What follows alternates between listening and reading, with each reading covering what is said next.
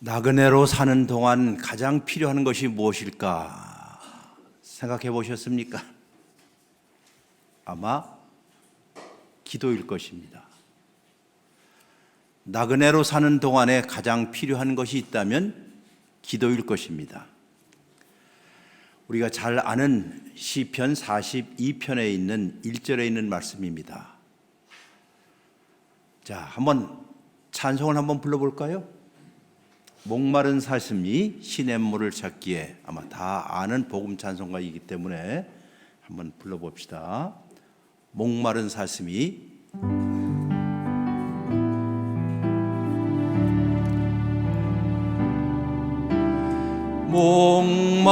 목마른 사슴 시냇물을 찾아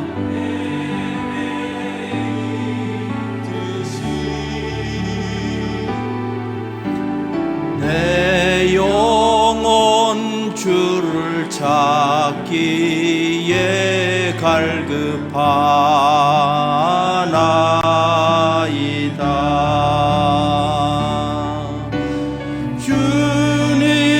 주님만이 나의 힘, 나의 방패, 나의 참 소망, 나의 몸 정성 다 바쳐서 주를 경배함. 다시 한번 부릅니다.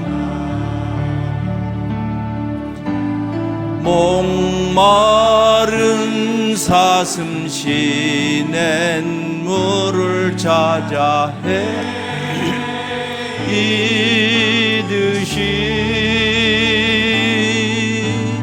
내 영혼 주를 찾기에 갈급하나이다.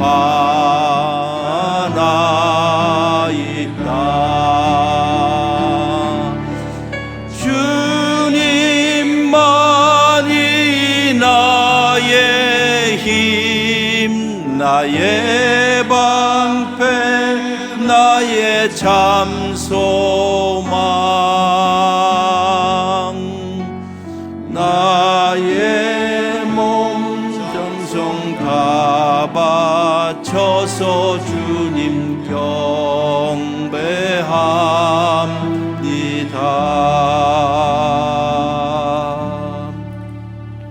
지금은 순환주간입니다. 어찌 보면 암울한 계곡을 걸어가는 순례자의 기간이기도 합니다. 여러분들이 오늘 하나님의 말씀에 몰입하기 시작한다면 우리의 영적인 여정이 지금 어디를 향해서 가고 있는가 하는 것을 기억하실 수 있을 것이에요. 즉, 성금요일에 고난을 향해서 걸어가고 있는 중입니다. 아마 이 시간에 우리에게 가장 필요한 것이 있다면 아마 기도하는 심정일 것이에요. 기도하고 산다는 게 무엇일까? 이런 말이 있습니다. 비 오는 날을 위해서 무엇을 준비하자? 어느 보험회사의 멘트인데요. 비 오는 날을 위해서 무엇을 준비하라? 뭐긴 뭐예요? 우산이죠. 그렇잖아요.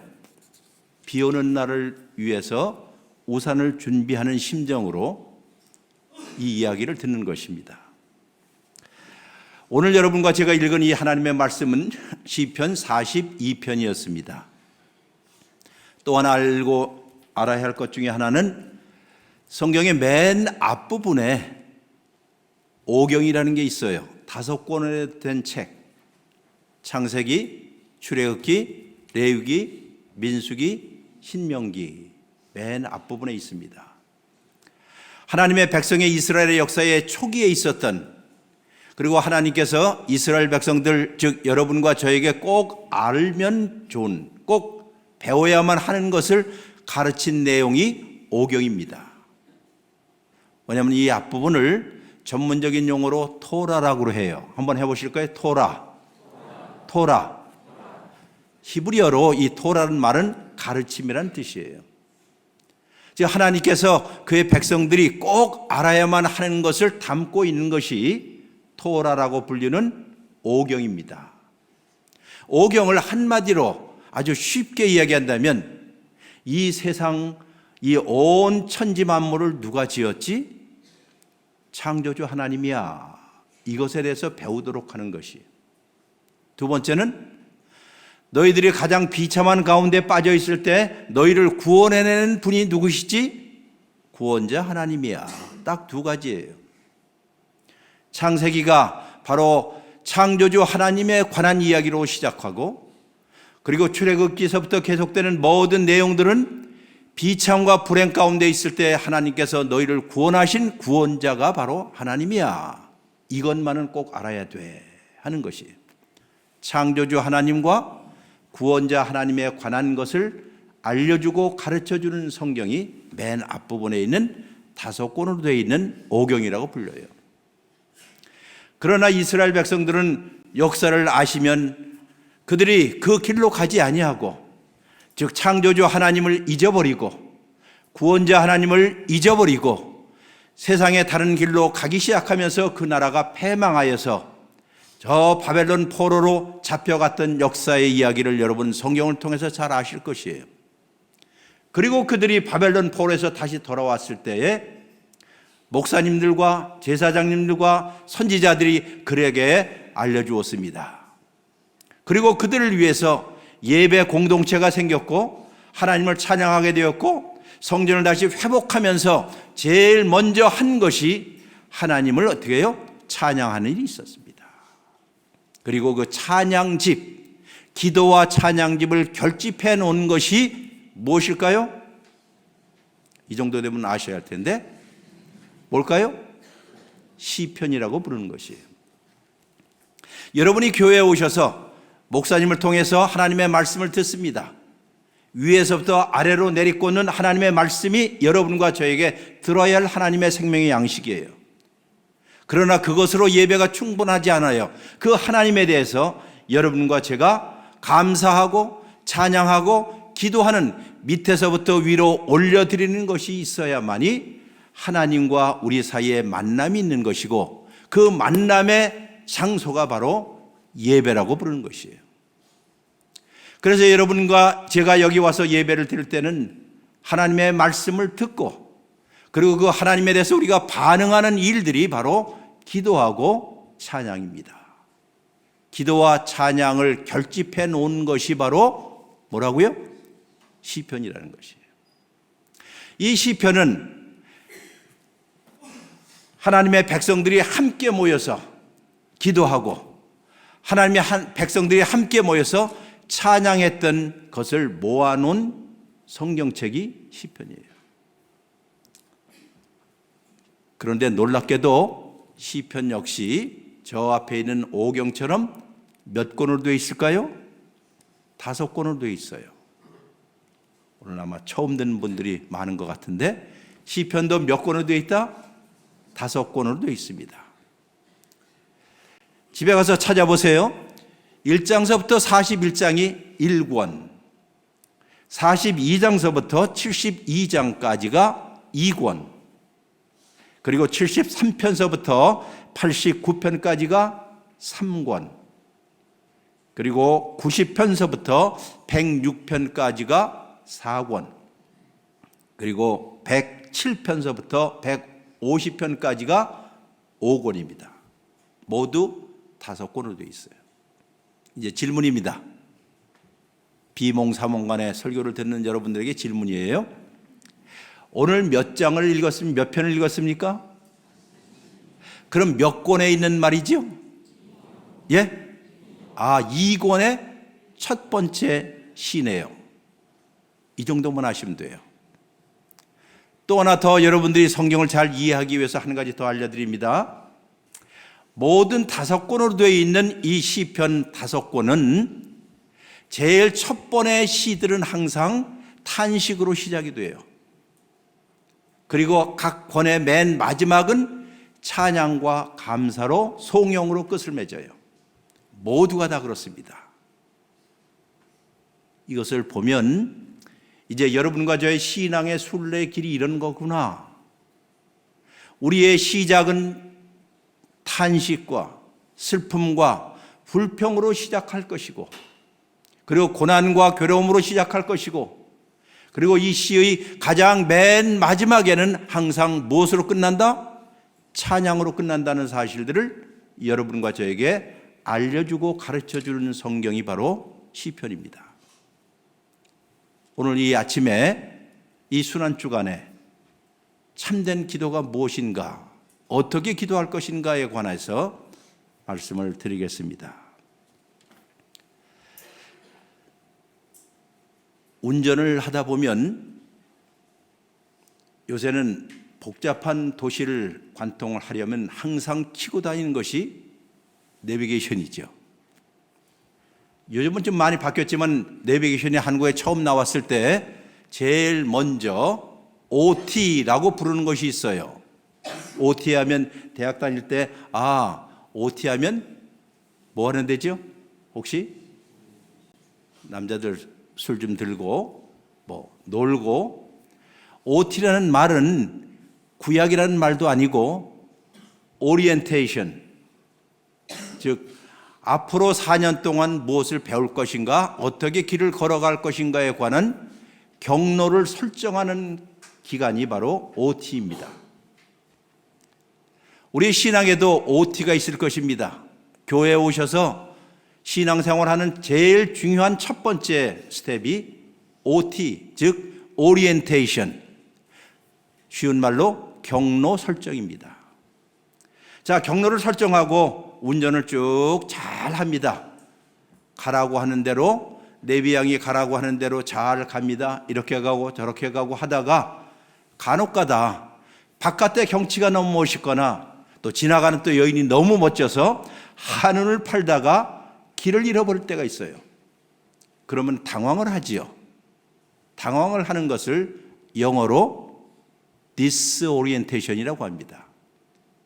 오리엔테이션이 경로를 설정하다가 혼란스러워지고 혼돈스러워지고 길을 잃어버릴 때 그것을 우리가 disorientation이라고 그래요.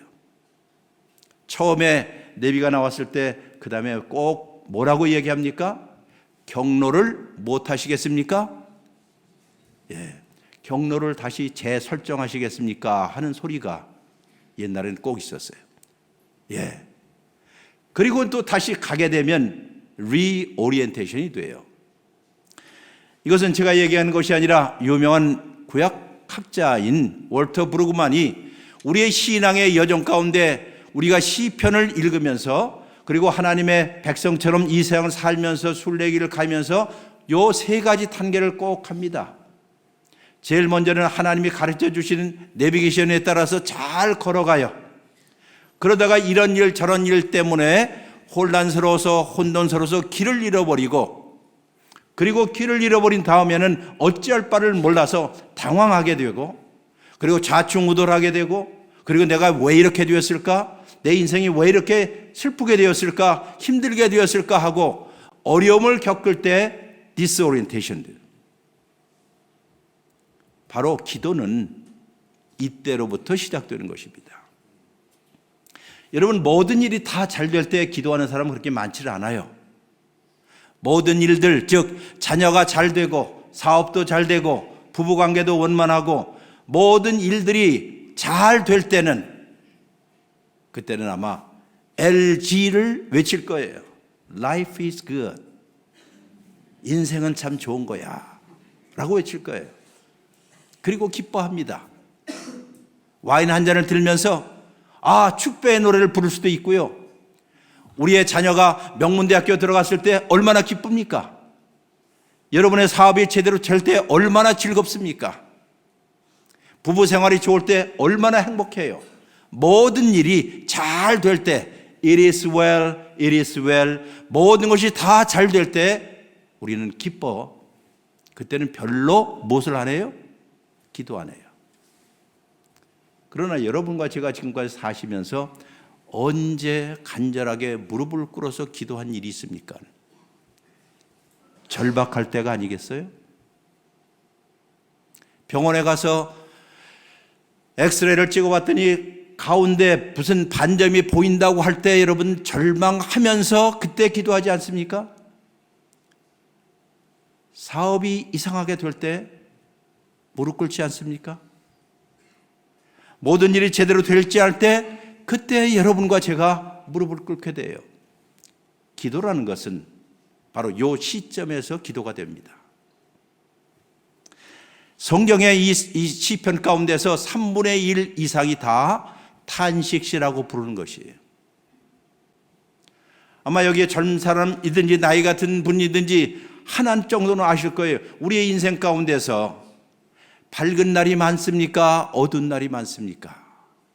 햇빛이 쨍쨍 치는 날이 많습니까? 혹은 비가 오는 날이 많습니까? 대답은 여러분들이 다 하실 거예요. 그리고 그 어두운 날들, 힘든 날들이 왜 그렇게 긴지요? 치통이 생겨서 낮에 아픈 거하고 밤에 아픈 거는 다르지요.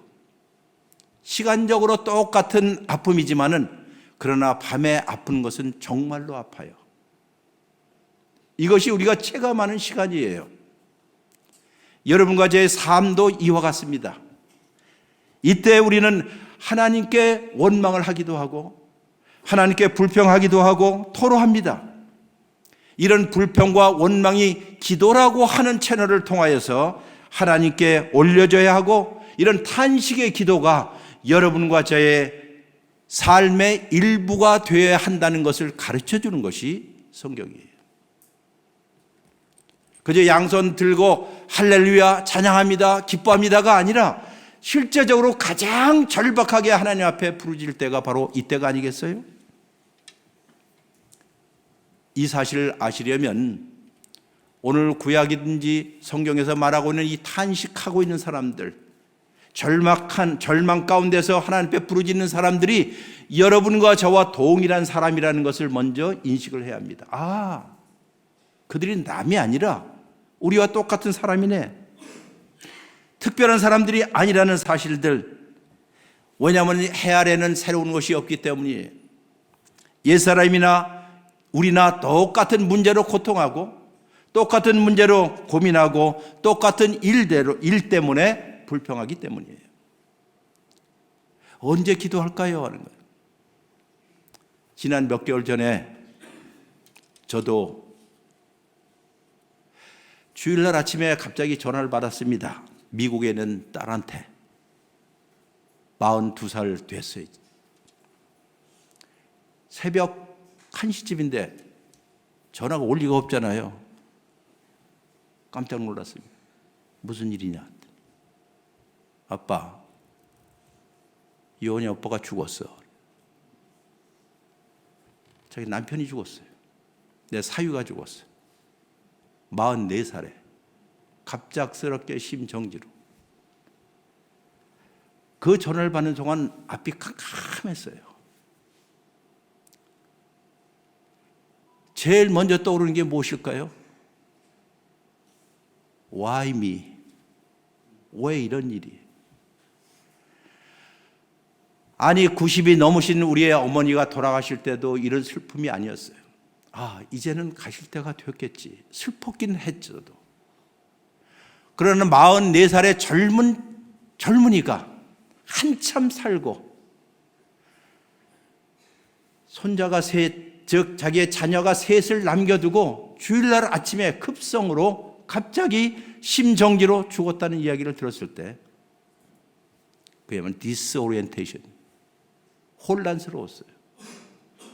뭐가 잘못되었을까? 왜 이런 일이? 그리고 곰곰이 생각해 보니까는 저의 어린 시절도 그랬습니다.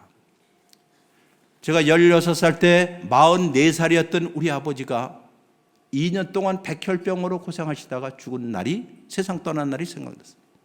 어쩌면 그렇게 같은 44살에 우리 아버지가 돌아가시고 그리고 우리 사위가 죽고 이런 일을 당할 때 할 수 있는 것이 아무것도 없어요. 하나님을 향한 뭘까요? 원망이죠. 왜 이런 일이? 주마등처럼 지나갑니다. 딸의 얼굴이 지나가요. 이제 41, 42이 된 이 딸이 앞으로 어떻게 살까? 남겨둔 세 자녀가 어떻게 살까? 하나님도 너무 무심하시지. 아니, 뭐를 잘못했길래 이런 일들이 있을까? 그날 비행기를 타고 우리 집사람하고 떠났습니다. 그리고 장례를 지나면서 이런 생각을 다시 하게 돼요. 예측지 않게 닥치는 일들, 이것이 우리의 삶의 변수들이라고 부르는 것이에요. 이런 문제 때문에 고통을 하고, 아니 지금까지도 갈등하고 고민하고, 아니 어떻게 이런 일들이. 사실상 우리에게도 평안한 일들이 다 있었을 것입니다. 여러분도 있고 저도 있어요. 멋진 호숫가의 석양을 바라볼 때 우리의 마음이 편안합니다. 여러분과 저희 부모님들이 건강하실 때 우리의 마음이 편안합니다. 자녀들의 일들이 잘 해결될 때 우리는 평안함을 느껴요. 우리의 삶의 행보가 순조로울 때 고마워합니다. 그리고 부드러운 목소리로 하나님을 찬양해요. God is good. 하나님은 참 좋으신 분이야. 너무나도 고마우신 분이야. 그러나 알다시피 우리의 이런 평온한 시간들, 좋은 시간들이 어느 순간 브레이크다운 되고 깨어지고 갑작스럽게 스탑되는 날들이 또 오기도 해요. 예측지 않은 시간. 그리고 우리의 삶은 잔인하기 그지없을 때가 있어요. 우리의 평온함은 산산조각이 날 때도 있습니다.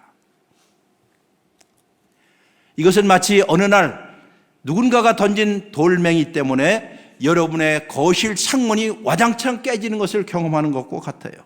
아니면 방금 사서 입은 멋진 양복 위에 식당 종업원이 실수를 하여서 된장 국물을 쏟았을 때의 그 기분일 거예요. 아니면 여러분의 딸이 직장에서 해고를 당하거나 여러분의 아들이 이혼 수속에 들어간다는 이야기를 들었을 때에 우리의 마음이 깨어지고 도대체 왜 이런 일들이 있을까? 그것이 사업의 실패이든지 이때 우리는 지하실로 내려가는 느낌입니다. 어저께 어느 집사님이 그랬어요.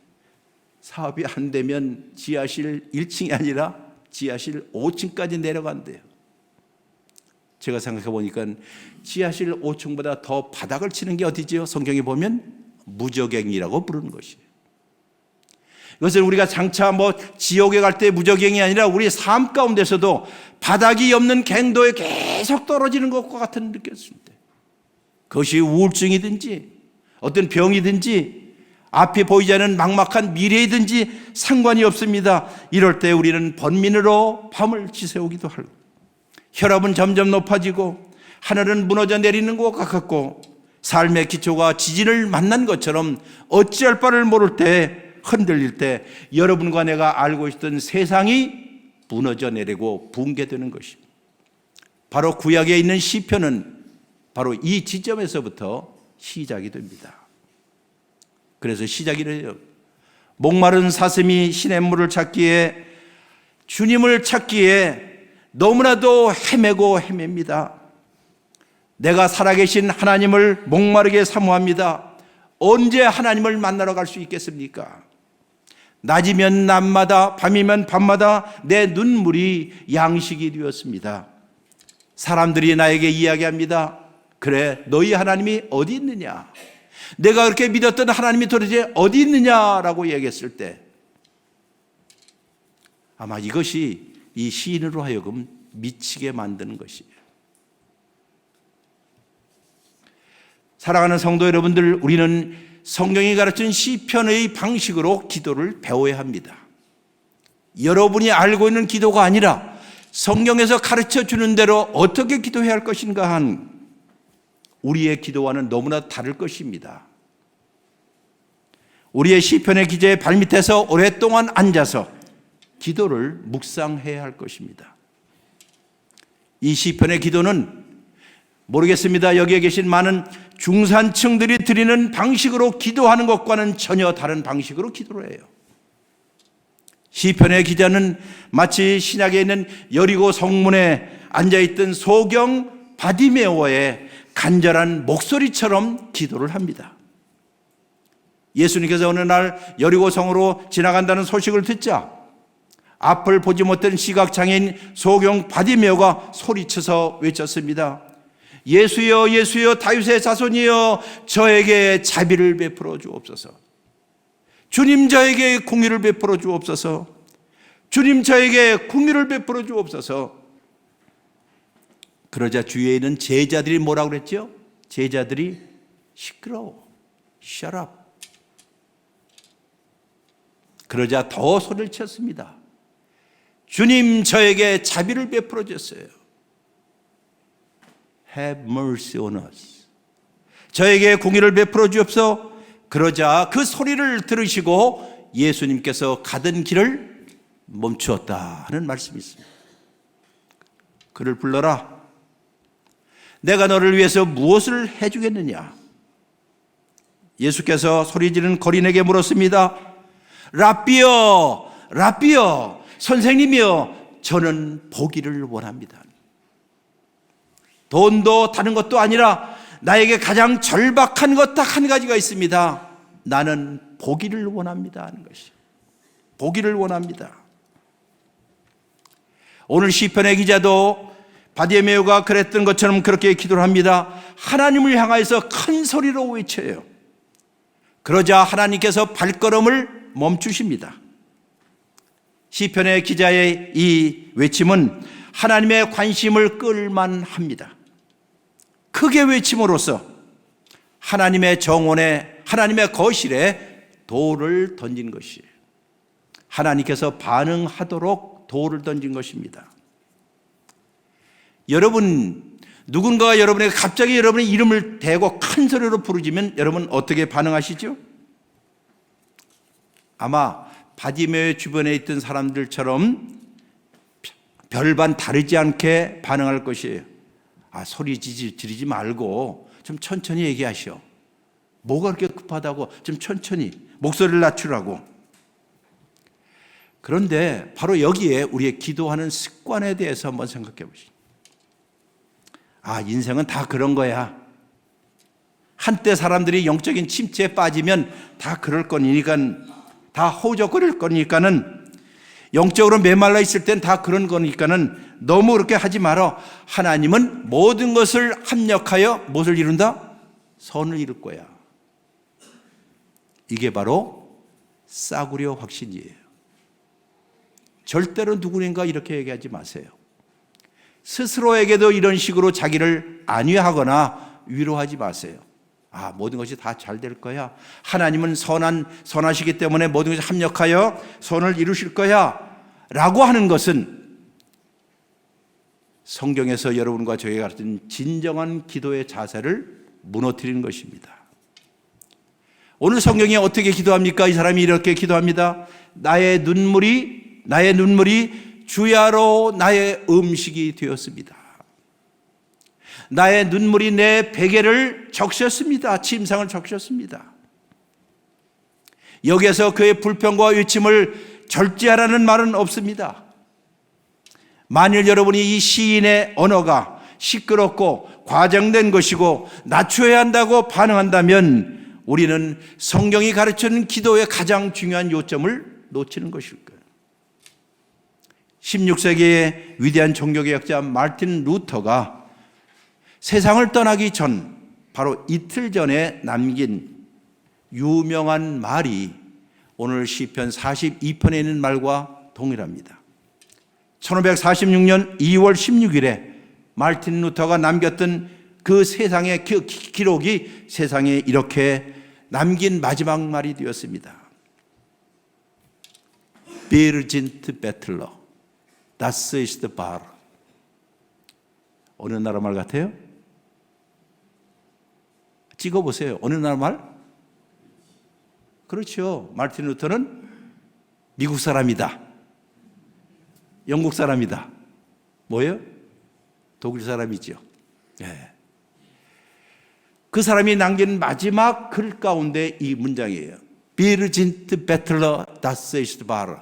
이 말은 우리는 거지입니다. 그리고 그것은 사실이었습니다. 단문으로 되어 있는 가장 유명한 문장이 되었어요. 하나님, 나는 거지와 같습니다. 하나님의 은혜의 복음은 나를 발가벗기게 하고 나를 거지의 신분으로 낮추시고 그리고 나로 하여금 하나님의 은혜의 손길, 사죄의 은혜의 선물을 받도록 하는 거지입니다. 그리고 곰곰이 생각해 보니 이것은 사실입니다. 이 말은 하나님을 마음대로 소유하고 하나님의 것을 자기의 것으로 만들려는 모든 인간의 노력을 거절하고 정죄하는 일들입니다. 우리는 하나님을 매니플레이션 해요. 내 마음대로. 이런 하나님, 저런 하나님, 이랬으면 이렇게 반응하기를 원하는 만들어 놓은 하나님을 섬길 때가 너무나 많다는 사실들을 기억해 보세요.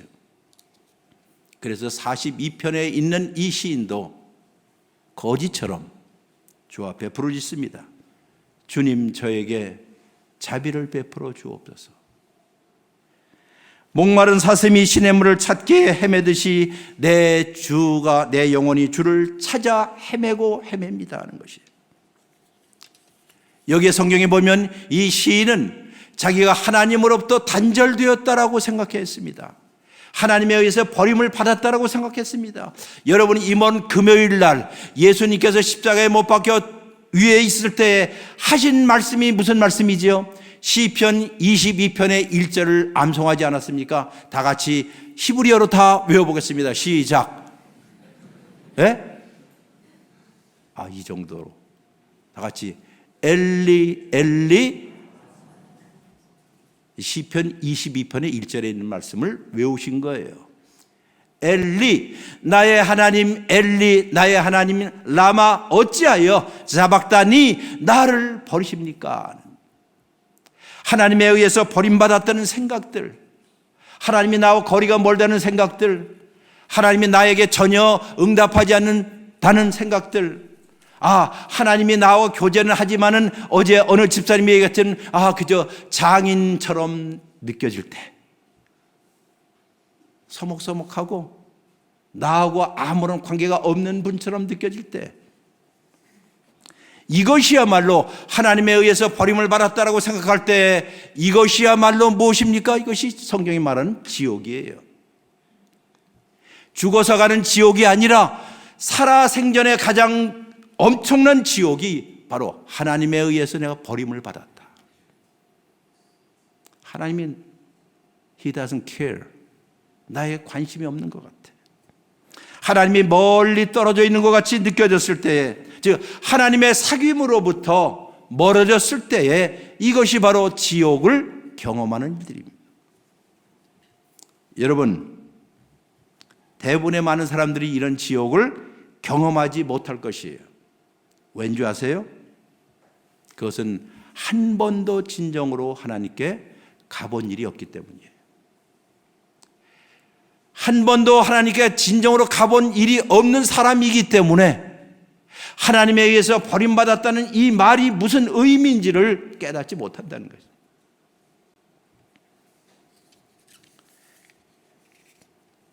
사실상 자기들이 가까이 있었다라고 생각했던 하나님, 혹은 여러분과 내가 가까이 있는 분이라고 생각했던 그 하나님이 여러분이 만들어 놓은 하나님인지를 누가 알겠어요?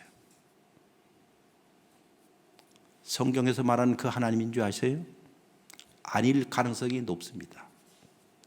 내가 만들어 놓은 하나님, 그 하나님을 내가 마음대로 조작하고 조금 일이 될 때는 하나님 할렐루야 찬양을 하고, 아니면 그냥 잊어버리는 신, 그것은 여러분과 제 마음속에 하나님은 이랬으면 좋겠어, 이런 하나님이면 좋겠어 라고 바라보던 그 하나님이었습니다.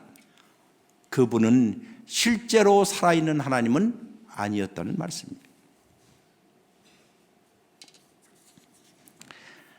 살아계신 하나님을 진정으로 사랑하는 사람만이 하나님이 계시지 않은 것처럼 느껴지는 부재의 시간을 지옥의 시간으로 경험할 수 있다는 뜻이에요.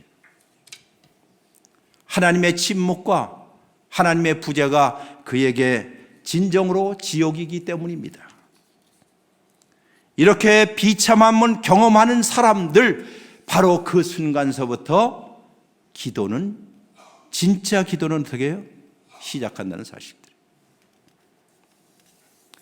오늘 여기 읽은 이 말씀 다 읽지는 않았지만은 시편 42편을 보시면, 자, 숙제가 있습니다. 집에 가서 바로 직장 출근하시기 전에 시편 42편을 1절로부터 11절까지 읽어보면 두 절로 되어 있는, 즉 2절로 되어 있는 탄식의 노래예요. 42편 5절과 42편 11절이 동일한 말로 후렴절이 있어요. 내 영혼아 내가 어찌하여 낙심하며 어찌하여 내 속에서 불안하는고. 너는 하나님께 소망을 두라.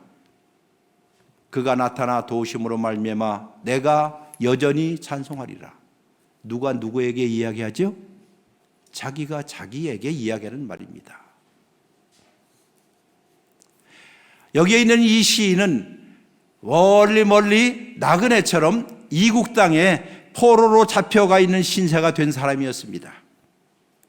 저 요단강의 발원지에 있는 헤르몬 산 근처에 포로로 잡혀가 있어요. 그곳에서 우레와 같은 폭포 소리를 듣습니다.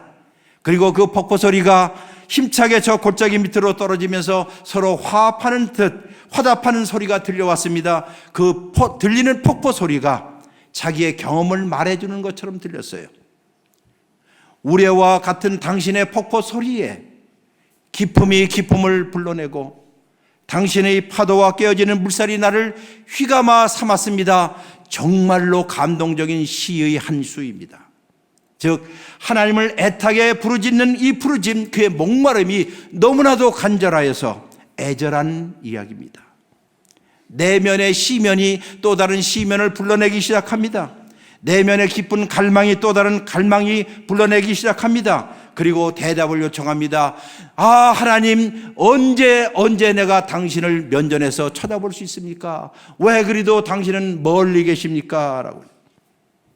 바로 이 순간에 고난당하고 있는 성도가 나그네로 살면서, 이 땅에 살면서 하나님과의 깊은 교제를 갖고 싶은 사람이, 주위에 있는 사람이 내 하나님이 어디 있어? 너 그렇게 잘 믿는다고 하더니 왜 그 모양 그 꼴이 됐어?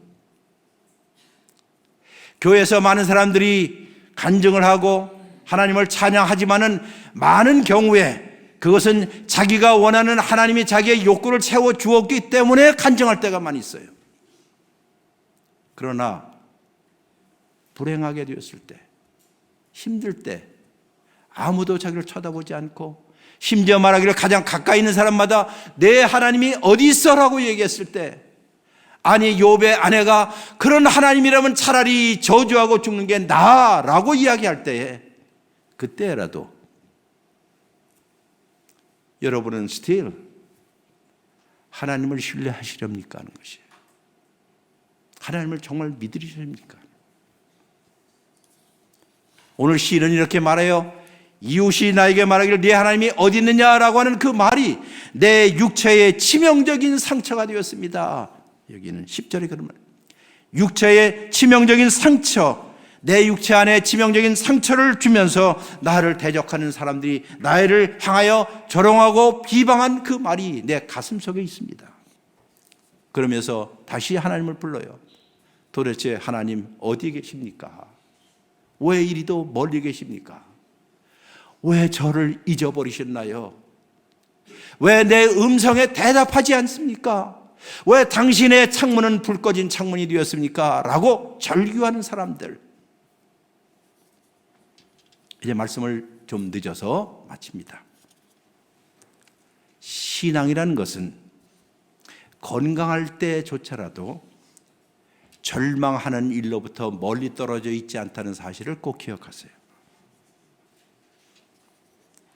즉 하나님께 나가려고 애를 쓰는 사람들, 절망과 그리고 신앙은 항상 같이 간다는 뜻이에요.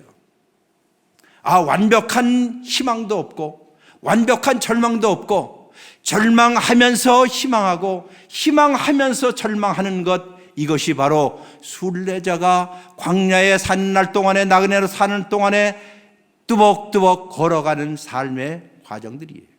그리고 이것은 혼자 가는 길이 아니라 여러분의 영원한 길벗 되시고 길동무가 되신 성령께서 여러분과 함께 걸어가실 것이에요. 그리고 그 길 위에 같은 동료 그리스도인들, 김 집사님, 최 집사님, 권사님 힘내세요. 당신 혼자가 아닙니다. 멀고 먼 이 신앙의 순례길에 우리가 당신의 등이 되어줄 것입니다. 함께 길을 걸어가겠습니다. 이것이 바로 신앙 공동체의 근본적인 목적이에요.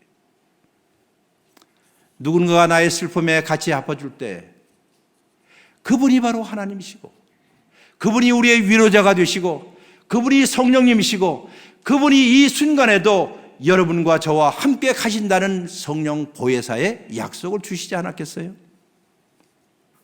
우리의 신앙이 가장 순수하고 순결할 때는 의심의 그림자가 물러갈 때가 아니라 그런 비탄 가운데서도 하나님의 선하심을 믿을 때입니다. 하나님은 God is so good. 하나님은 선하십니다. 우리가 죄 가운데 있을 때라도 하나님의 용서함을 믿을 때가 우리의 신앙이 순수할 때입니다. 패배 가운데서도 승리를, 죽음 가운데서도 생명을 믿을 때가 우리의 신앙이 순수한 단련된 믿음이 될 것이에요. 버림을 받은 가운데 있을 때라도 하나님의 현존과 하나님의 임재를 믿을 때가 여러분과 제가 추구하는 신앙일 것입니다. 오직 하나님만이 여러분과 저의 도움의 때를 아십니다. In His time, 그의 때에 그가 가장 적당한 방식으로 여러분과 저를 찾아올 것입니다. 물론 이런 확신은 쉽게 오지 않습니다.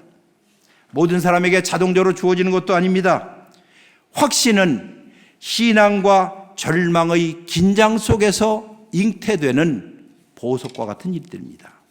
이것이 바로 단련된 믿음일 것이에요. 좀 시간이 갔지만 한 가지는 꼭 말씀드려야 할 것 같아요.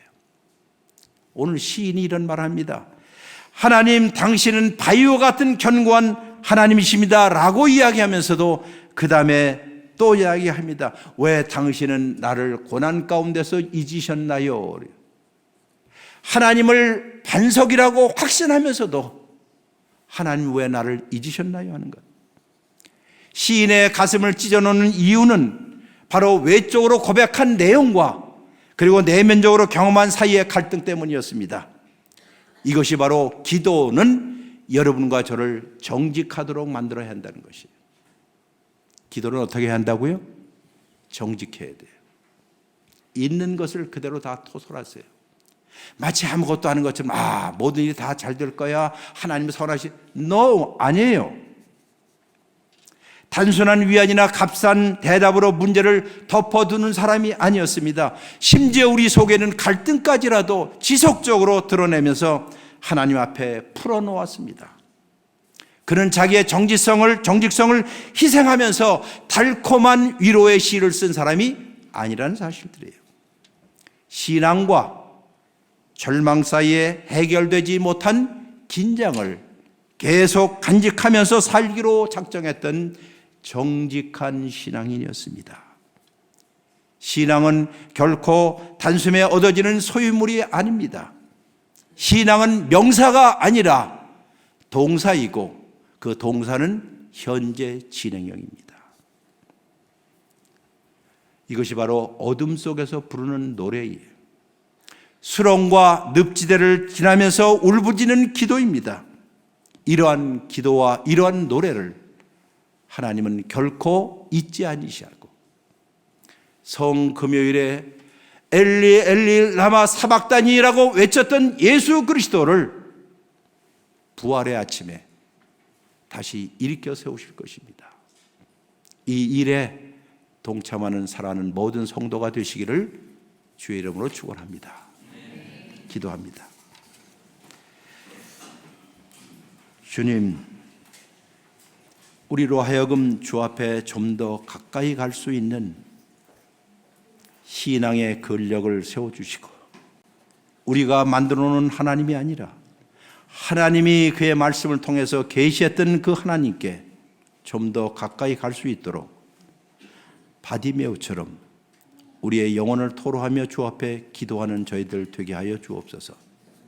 밝은 날이든지 어두운 날이든지 기쁜 날이든지 슬픈 날이든지 우리의 삶이 주의 자비로운 은혜의 손길이 있음을 기억하며 오늘도 저 성금요일을 지나 부활의 아침까지 걸어갈 수 있는 우리 모든 성도들 되게 하여 주옵소서. 예수 그리스도의 이름으로 기도했습니다. 아멘.